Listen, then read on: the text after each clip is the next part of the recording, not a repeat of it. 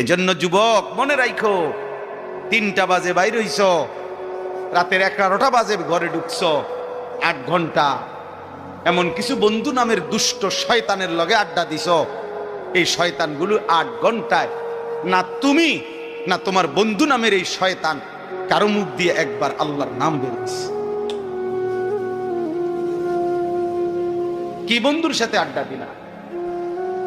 এমন শয়তানের লগে আড্ডা দিলা কেন? এমন জানোয়ারের সাথে আড্ডা দিলা কেন যে নাফরমানের মুখ দিয়ে 8 ঘন্টায়ও তার মালিকের নাম আসলো না? অথচ 3টা থেকে 11টা এই সময়ের মধ্যে তো 3 ওয়াক্ত নামাজ চলে গেছে না? এই 8 ঘন্টার মধ্যে আসরের আজান হয়েছে, এই 8 ঘন্টায় মাগরিবের আজান হয়েছে, এই সময়ের ভিতরে এশার আজান হয়েছে। কইছে বন্ধু নামের শয়তান কেন মনে করাইল না?